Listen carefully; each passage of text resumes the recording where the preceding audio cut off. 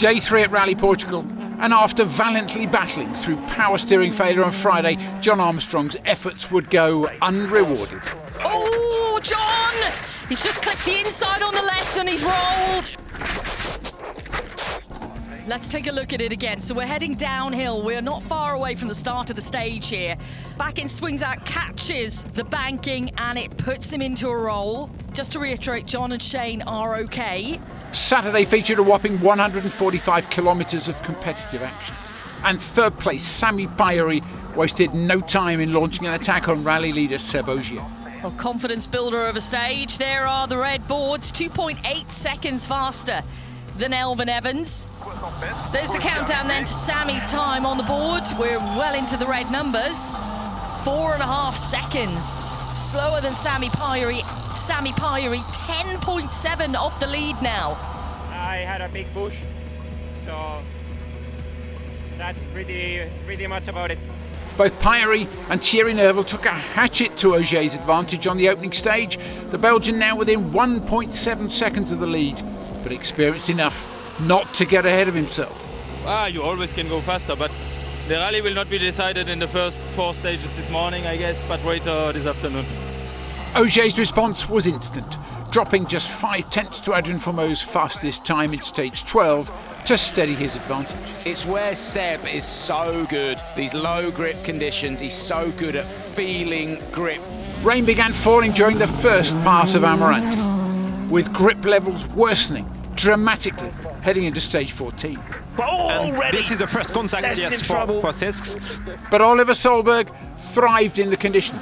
I think he's done it. He absolutely has done it. 19.1 seconds.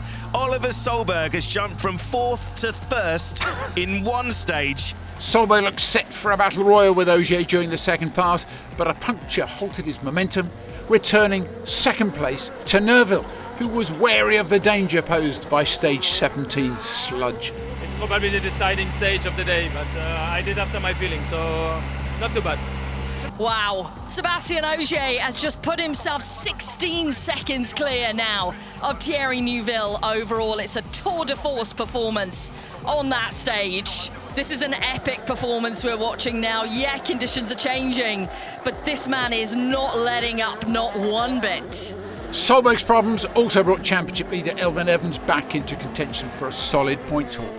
Second only to Ogier in stage 18 and just 5/10 away from 4th heading into Saturday's finale.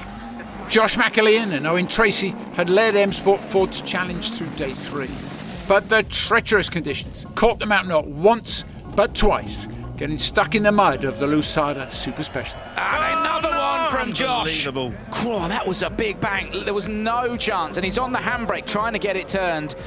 And again, there was just nothing he could do about that, going into it way too quick, and that is a big bang on that front left. He'll have taken the corner clean off the car. Despite the ice-like surface, Solberg still managed to extend his overnight lead over Evans to 8.6 seconds, while Ogier added another 1.7 seconds to his lead over Neuville ahead of Super Sunday. Yeah, not the best shot to give them. I mean, no grip at all on the mud. It's just about going through, but yeah, a good day for us. After a grueling day 3, Ogier tops the leaderboard with a 21.9 second lead. Neuville is in second with a narrow 3.9 second buffer to Pajari. Solberg ends the day 4th after his brief stint in the lead, and Evans completes the top 5. Over to the service park to reflect on an epic day of action. To give you an idea of what's happening, cars are coming into service. How they do that is they come through the media zone. Bex Williams is over there grabbing the interviews. PK might also come down in a bit to grab the interviews. And then to finish up for you, we'll head into service. The first service is going to start at about 8:10 or so local time. And that's with Martin Sesks. I mean, some consolation in terms of the M Sport. At least Martin Sesks has brought it home. Yes, he did his partition, he did his job. Opening the road was tough for him today, we spoke about it. But I also mentioned that it will be a great experience for him because I wish for him that one day he will have to open the road, meaning that he's first on the championship at that moment. Having a specific setup, understanding how the grip level is low or high, depending on the conditions, taking benefit of the wet surface sometimes. So yeah, let's say that for sure he was not the fastest. except in one stage he was close to get his first stage win, yeah. stage win here. Not his first, because remember he did so well in Saudi as well. No, but I mean here. Yeah. So yes, the boys at M Sports deserve to be on the start list tomorrow again and have a better position. But I know that Armstrong, McCarlin are strong guys, and with their teammates and co-drivers, I'm sure that they will deliver a good performance tomorrow. Make the show tomorrow, guys. Well, we will find out if they will be back on the road tomorrow. We'll try and keep you up to date with that, because there were some questions, as we spoke to Rich a bit earlier on, about the capabilities of doing that, given the 5-day turnaround to head to Japan for another long-haul event. All the logistics come into play, so I'll keep you up to date with that. In terms of John Armstrong, though, I spoke to him just a bit earlier on as he arrived back at service.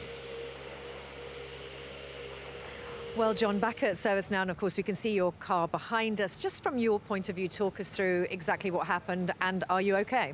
Yeah, me and Shane are totally okay, and yeah, just going into that afternoon loop, we had a nice run on this stage the first time, so I was trying to keep a good rhythm, but I probably underestimated the loose surface that come from the lines of the smaller cars on the first pass. So Martin's was first in the road, we were second on the road, and it did feel a little bit slippy on the first couple of corners, and then we come to this bit 600 meters in, and it was like a left into a right corner over a crest, and the rear sort of went a little bit wider than I was expecting, and touched the bank, and then brought the front in towards the bank, and then it rolled down the road. So yeah, it was a surprise, but we know these things can happen. It's fine margins, and yeah, it's just a big shame, because we fought quite a lot to come back into the points from yesterday.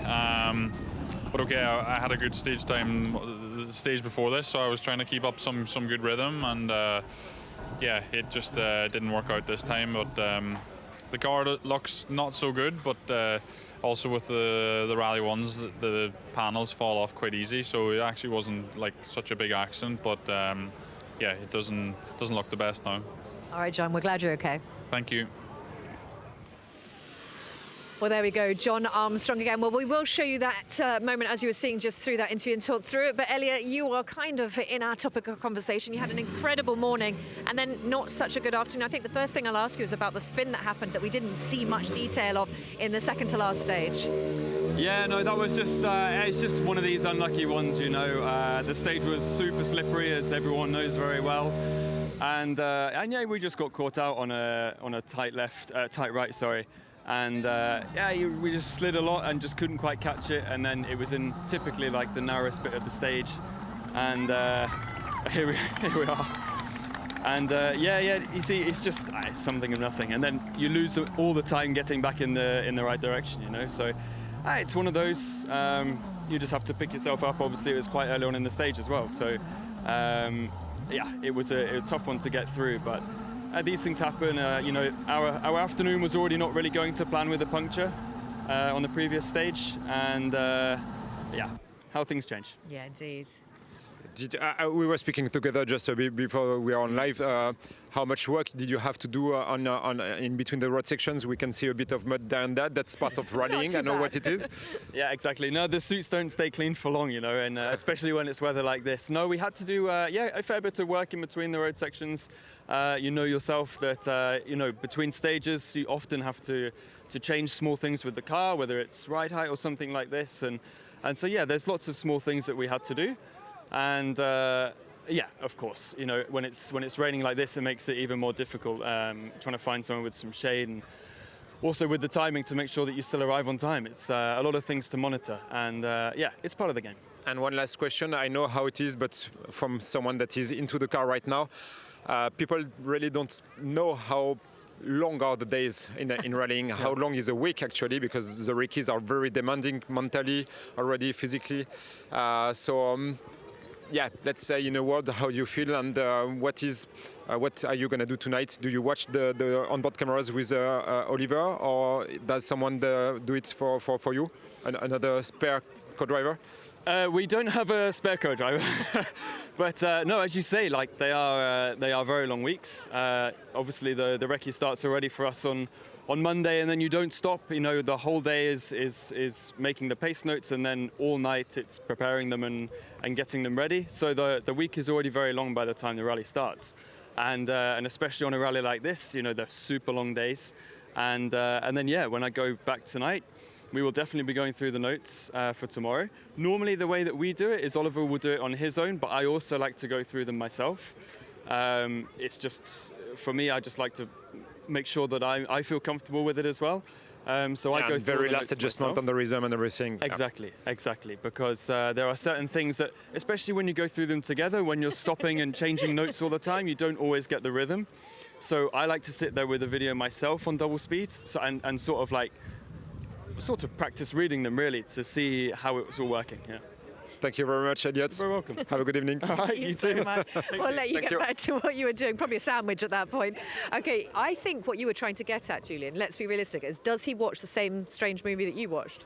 Yeah, I must admit that he's the same situation as I was. I did not have a spare co-driver either, so yeah, I know what he's living, definitely. Okay, all right, we're going to keep these interviews coming in for you. The rain seems to be coming down. Me and Julian have got one umbrella between us, so you know who's getting that one, don't you? Let's listen into the interview with Oliver Solberg right now.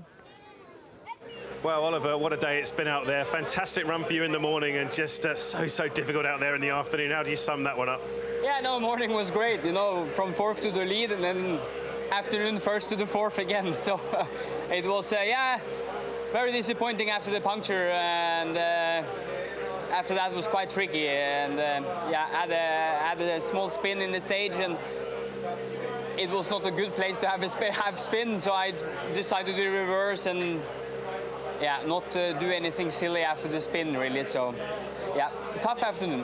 What would you say caused the spin in the end? Obviously, the mud just getting worse and worse, but were you was there a sense of you trying to make up the time lost as well, do you think? No, I don't know, I just drove a bit like I did on the stage before, and you know, I didn't have any spare tires, so you didn't want to risk it, but I just had it was only like a half spin, but instead of trying something stupid, I decided to make a U-turn, but it was too tight to make a U-turn, so I lost a lot of time, unfortunately. Yeah. Of course, lost a lot of ground to the lead free, as you say, but you showed, didn't you, earlier on in the day, what you can do in the wet. So, I mean, all is not lost. What are you thinking when you look ahead to Super Sunday? I mean, it's still a long way to go. I mean, tomorrow the weather can be very, very tricky, and all it takes is a spin for one of the guys in front, and we're back on the podium. So, I mean, we'll try to the end, and at least Super Sunday points, Power Stage points, can still give me great points for the championship. So that's the goal. The top three, it is Ogier, Nouveau and Sami Payari. PK has now taken the reins over in the media zone. How are they all feeling about today and ahead of tomorrow? Well done, Seb. Despite those incredible conditions, I mean, you've really thrived when the conditions got the worst. I mean, how do you sum up your own performance when you look back at it? It must be very satisfying, I'd imagine. Yeah, obviously very satisfied with the afternoon and with the time. I have to say, even with these good times, I cannot say I really enjoy the condition. It's been horrendous time to time, especially in Amarante. Well, after the big time loss we had on the last stage this morning, on the look of the morning, we wanted to react clearly, and we came out of the service with much more, let's say, ambition and really the idea to push much harder. The first stage was enjoyable with still dry condition, but from the second one, then it started to be rough. So then this one I was not really maximum, and then we arrived to Amarante with this crazy big shower, and then I knew that this moment was really the key moment of the weekend. If you don't really drive well in this one, you could easily drop to 4th or 5th, and I just in this moment knew that I had to go for it, but it was super tricky, and yeah, I'm glad I'm here tonight. It's been a tough afternoon. What is the key to surviving and even thriving in conditions like that? Because you're usually not a driver that wants to take excessive risks if you don't have to, right? Yeah, hard to explain. Usually I don't want to, but this morning, when the rain came, well, first of all, I didn't have really the great setup for these conditions, and then that really amplified the time lost. Also, the conditions were getting worse for the last runners. This afternoon was the opposite, though. I think from last runner, it was slightly better, getting better and better. So that also helped me doing these times. But yeah, a better setup and yeah, a bit more commitment, a bit more risk taking. Like I say, I knew I had to before Amarante because it was easy if you go in the 4 reason with this tricky condition, I would have dropped 4th or 5th. And in usual conditions, a lead of over 20 seconds, you'd be fairly comfortable. But I guess in a situation like this, maybe not so as you look ahead to those 4 stages. I think comfortable is still not possible to use in this moment because the weather is still very uncertain for tomorrow. It doesn't look like it's going to be really stopping raining. So it means we'll have to really stay focused and hope also that, as the last runners, that the shower doesn't come in the wrong time, because if they come really late just for you, you can easily drop time. So that's why we'll have to keep pushing and keep doing a good job. Well, Thierry, incredible conditions out there all the way through the day, certainly this afternoon. How do you sum up what you've just experienced over the last few hours? Yeah, it was an incredible afternoon out there. A tough one for us. Rough conditions, but also a lot of rain for the 2 last stages. Yeah, we are here. I must say I'm pretty satisfied with my driving today and the speed we were able to go. Seems like Toyota is still a little bit faster, but somehow we are in the middle, and as long as we can stay there, we're happy. And really great to prove that the i20 obviously can perform on dry gravel, and now damp gravel and wet gravel as well, which is another positive. Yeah, on the wet we were a little bit further off, but yeah, generally missing a bit of traction, but the performance is there, and we were able to compensate here and there and try to keep at least Parajari behind. And your thoughts on facing those famous stages tomorrow in probably similar conditions? Yeah, I mean, it's another tough day waiting for us. We need to make the best out of it, try to defend our second position, and that's what we're going to do. Sammy, well, really tricky conditions out there for everybody, but you seem to be keeping your nose clean, no mistakes. How satisfied have you been with your own performance despite the conditions? Well, I believe I need to be quite satisfied with the performance today.